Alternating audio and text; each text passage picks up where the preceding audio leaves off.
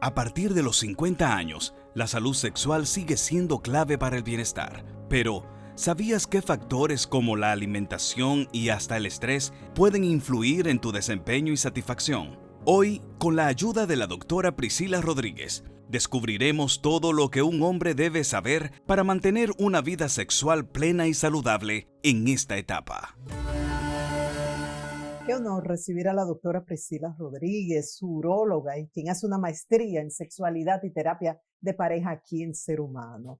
Porque hay muchas razones por las cuales ir al urólogo. Yo no sé por qué que los hombres le tienen tanto temor cuando deben hacerse ese examen de la próstata, pero ella nos explicará más adelante. Pero también nos puede llevar a la consulta de la uróloga, en este caso que es una mujer, un caso de piedras en los riñones, una infección de la orina, que es algo sumamente incómodo y mucho más. Pero además yo decía, ¿por qué es que esta doctora es tan famosa siendo tan joven?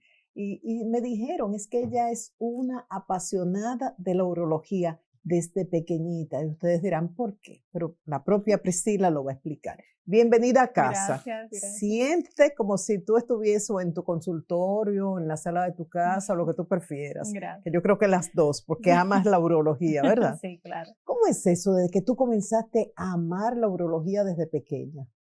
Sí, yo empecé con problemas en los riñones. Yo era formadora de piedra desde los 8 años. A los 8 años fue incluso el diagnóstico y mi primera cirugía de los riñones. Entonces, desde los 8 años hasta los 13, 14 años, a mí me operaban al año, me operaban 2 y 3 veces. Yo entre expulsar piedra, entre que no me terminaban de bajar, entonces me operaban, en eso yo me la pasé de los 8 a los 13 años. Y sí, yo recuerdo como ahora, el momento en que le dije a mi mamá, y fue como a esa edad, a los 13 años, en medio de una crisis en la emergencia, esperando a mi urólogo. Y yo voy a ser uróloga porque nadie va a entender a un paciente como yo. Dios, O sea, esto hay sí, que vivirlo para tú porque, entenderlo de esa manera. O sea, y es frecuente eso, una niña no, que realmente forme no. piedra. En niños no es frecuente, lo cual hacía mi caso más raro todavía. Y nada, yo digo que eso fue Dios realmente, porque así mismo como me pasó, así mismo se controló. O sea, yo pasé de estar todos los años operándome a formar piedra, o sea, me limpiaban y volvía y me llenaba de piedra. O sea, sí, yo he tenido mis eventos, ahora todavía puedo que tenga una otra piedrecita, he expulsado piedras, pero no a un nivel, no a esa magnitud, entiendo cómo fue Dios. Sorprendente, era Sí. tu misión de vida. Comencemos por algo bien sabroso como la sexualidad. ¿Cómo Vamos. cambia la ella hace así. Vamos. ¿Cómo cambia la sexualidad a partir de los 50, tanto en el hombre como en la mujer? Mira, en ambos casos la sexualidad va a cambiar, pero no es que la vamos a desechar, que es lo que muchas personas tienden a acomodarse ahí, porque es algo inevitable que, por ejemplo, en el caso de los hombres, la testosterona va a empezar a disminuir gradualmente, pero eso no quiere decir que su vida sexual va a acabar. ¿Qué va a pasar con la testosterona disminuyendo? Puede ser que el paciente entonces empiece a experimentar lo que es baja libido o bajo deseo sexual, que también se puede haber afectado la calidad de las erecciones por esa misma falta de testosterona. Y en el caso de la mujer también con la caída de los estrógenos, pues entonces va a tener lo que es la resequedad vaginal, también falta de deseo sexual. Esas son cosas que van a venir tal vez por los cambios hormonales.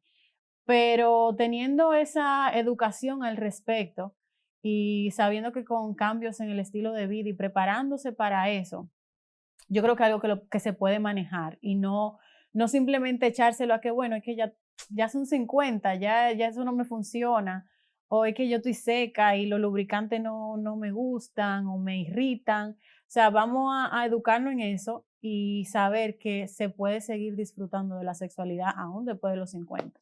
Y si baja un poco el deseo sexual comparándolo con años anteriores, quizás el tema de la frecuencia es acoplarse en la Claro, frecuencia la entre los... frecuencia en la sexualidad la comunicación es todo. O sea, una comunicación con tu pareja va a ser lo principal para sobrellevarlo. Ya sea por el bajo deseo, ya sea porque me siento más cómodo de esta manera. La comunicación es lo primero que hay que tener en cuenta para no destruir la sexualidad. Y aplica para cualquier edad y para cualquier momento de la vida. Y pueden surgir afrodisíacos, no me refiero a sustancias ni objetos, sino situaciones que resulten afrodisíacas para ambas. Para Claro, ambos, y más si para se despertar. comunican, o sea, no es lo mismo tú estar con una persona con tu pareja, que tú entiendas que, bueno, lo estará disfrutando, sí, no, a que si después lo hablamos, mira, me gustó tal cosa, o vamos a seguir haciendo esto que me gusta, tú te motivas porque tú dices, bueno, pues estamos vivos, Claro. estamos vivos, entonces vamos a hacer eso que le gusta y entender que la sexualidad no siempre va a ser lineal, o sea, no siempre vamos a tener los mismos picos ni de testosterona, ni de deseo, ni la sexualidad va a fluctuar y eso es algo que se debe de hablar en pareja también y buscarse la vuelta. El estilo de vida, el tipo de alimentación, si hace ejercicios o no, si tiene mucho estrés o enfermedades, diabetes, hipertensión, Exacto. eso afecta. Totalmente, todo lo que acaba de mencionar afecta.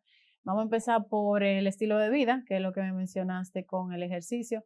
Una persona que se prepare para esperar su adultez o que ya esté en su adultez así y tenga ese hábito de hacer ejercicio, va a ser una persona mucho más activa, con una mejor respuesta sexual, ambos sexos.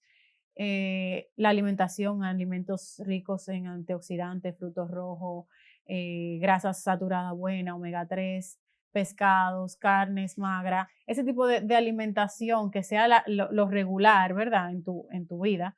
Eso va a influir mucho en una buena respuesta sexual y urológica también, porque cuando digo urológica, porque también eso te va a ayudar a la próstata, a los mismos riñones, la hidratación aplica para todo, hasta para ayudarte a hacer ejercicio, o sea, tener una buena hidratación es la base de todo, como de toda salud. Okay. Y una agua específica, porque he oído a algunos médicos preocupados por la calidad del agua que consumimos. Sí, lo que pasa es que no es lo mismo tú, por ejemplo, para tú reponer, tú necesitas un agua con electrolito, porque si no, no es un agua que te va a hidratar. Entonces, a eso que se refieren cuando decimos que como que se bebe agua, no es lo mismo tú date 3 litros de agua así de botellón normal, tal vez un agua que te va a rehidratar como lo que tú necesitas en ese momento. Es saber hacer ese balance. Pues tampoco no es que no beban el agua de botellón normal que estamos acostumbradas, pero hay que ver cuáles son tus necesidades y requisitos en ese momento. Pero realmente sí, para hidratarse necesitamos rehidratarnos con electrolitos y sales minerales y eso. Eso es cierto. ¿Y cuál fue la otra pregunta de lo de hipertensión, hipertensión y diabetes? Claro que sí.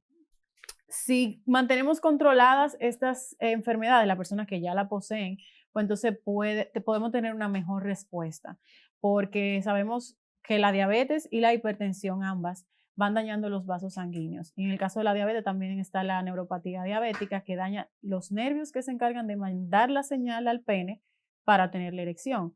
O sea que son enfermedades que al descuidarla, pues entonces nos va a afectar directamente en lo que es la función sexual. ¿Por qué los hombres le temen tanto al examen de la próstata? Yo no sé. Yo quisiera saber, pero es como más el miedo a lo que tanto dicen, el miedo a lo desconocido, el miedo a lo que no saben, porque... ¿A partir de qué edad debe hacerse el hombre? Mira, la verdad es que si no hay antecedentes familiares de cáncer de próstata, actualmente las guías dicen que puede ser a partir de los 45 o 50 años. Okay. Y si hay antecedentes familiares de cáncer de próstata, pues a partir de los 40. Esto es en el caso de chequeo prostático, porque no hay edad para ir al urólogo. Un paciente que tenga una vida sexual activa, por ejemplo, puede ir por un tema de sexualidad o algo en su pene. Igual las mujeres van por infecciones de orina, pero en el caso de la próstata sí tenemos ese margen de edad. Ok, entonces con el famoso examen de la próstata, con esa introducción de los dedos, una pregunta, a ver si es ñoñería de ustedes, hombres, si es puro relajo, ¿qué? Nosotras nos sometemos a un examen, papá Nicolau. Eso es lo que yo le digo a ellos a veces. Y es molestoso, pero uno hace un ejercicio de respiración, se relaja y en cuestión de segundos el ginecólogo o la ginecóloga termina y no es nada del otro mundo y por eso no dejamos de ir. Y le aseguro que es menos molestoso. De verdad, en el caso de los hombres. Claro, los deditos son más finos que el transductor de la sonografía. Y habrá diferencias si es una uróloga o un urólogo. Bueno, no sé, pueden haber urólogos que sean delicados también, pero en mi caso yo sé que lo voy a tratar con toda la delicadeza del mundo y mira, esos deditos son finos. No hay por qué temer. Claro Entonces, que no, para nada. ya. Además, no todos los casos van a meritar un tacto rectal, o sea que a veces se mueren en la víspera sin saber si ni siquiera le va a tocar. Realmente no todos los casos llevan tacto rectal, no hay que tenerle miedo al urólogo. Gracias, doctora. Se le nota a la doctora que es muy humano. O sea, que yo creo que uno se puede sentir en confianza en su consulta. No todos los médicos son así. Y sabes que uno, cada vez que uno va al médico, uno siente un poquito de temor, aunque sea un simple chequeo. Y encontrar un ser humano que haga un chistecito, que se ríe, que hable de delicadeza, eso da más confianza. Muchísimas gracias, doctora. Gracias a usted. Y que siento mucho que la niñita Priscila haya sufrido tanto. Pero aquí estamos, sirvió para algo. Eso. Los padres también, me imagino, Sí, que claro. cómo habrán sufrido tus padres viendo esa pequeñita sometida a tantas operaciones, pero bueno, la vida te trajo Para a esta eso. especialidad y qué bueno, éxitos. Gracias. Y espero tenerte aquí pronto. Claro que sí. Gracias. Y cuando regresemos vamos a hablar de una iniciativa muy interesante que premia a los portadores de nuestras tradiciones. Volvemos en breve. Síguenos en nuestras redes sociales como Ser Humano TV.